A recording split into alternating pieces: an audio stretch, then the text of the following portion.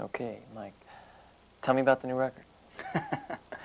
Well, the new record is, I think we probably say this every time, but the new record is actually a departure.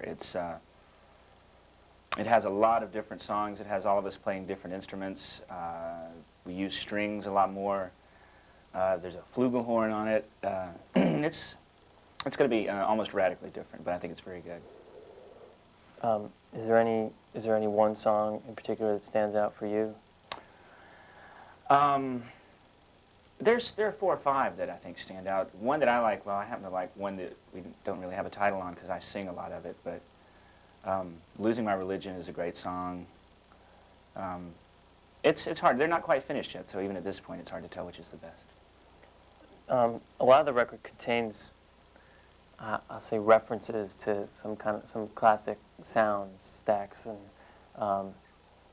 there's some kind of Beach Boys-esque stuff. I don't want to, pigeonhole it at all because it's not straight references at all. It takes it into whole new categories. But is any of that intentional, or is it just coming out? Not really. There was one song that we wrote immediately after I'd listened to a Booker T record, Booker T and the MGs. I mean, I certainly don't play organ like Booker T, but it has that kind of feel to it. It's called Radio Song right now. I don't know if it'll keep that. Like I've always said, we've been very fortunate that we have three guys who can sing. So anytime we can use harmony, I always feel it's to your advantage to use that. So there's a couple of songs with some really nice stacked harmony on it. You sing lead on 2 songs? No, just one. Just the There's one? one where Michael and I share some of the lead. Which is the first time in a while. Yeah, it's always more of a perception than it is reality who the lead singer is in some cases. Even as far back as, what's the song off the second record that I can't think of, Harbor Coat.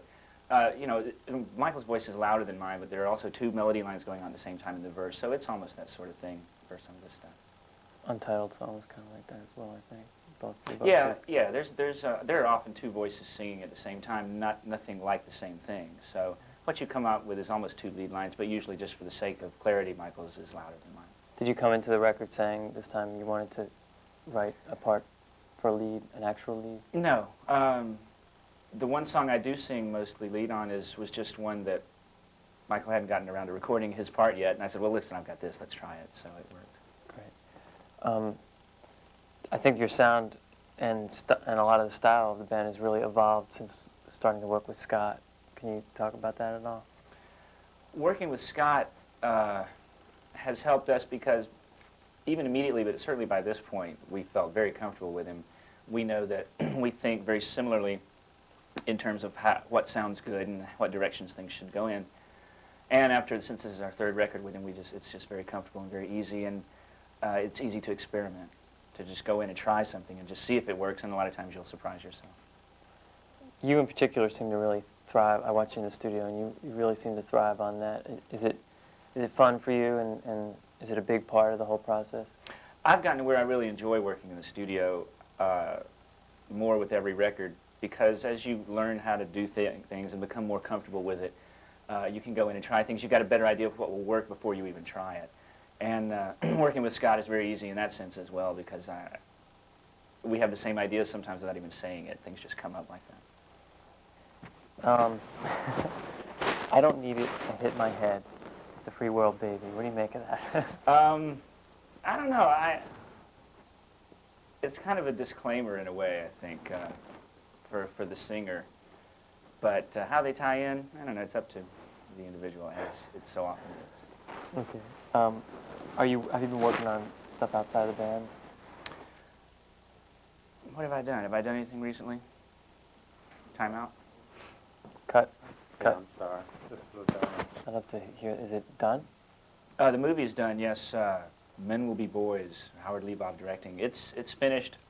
I haven't spoken with Howard in some weeks. It was supposed to be shown on a cable channel sometime around now. I don't know exactly when. But it's a half-hour light romantic comedy that I did the music for. And that was tough. It was a lot of fun, but it was really tough. I have a lot of respect for Danny Elfman and people like that who do music for 2-hour movies. Let me think. I guess the biggest question I wanted to ask you is where you feel like R.E.M. is at as a band now in 1990. That I've been trying to decide where we were as a band in 1990. It's to the point that it's been so long that we've been making records and going on the road for so long that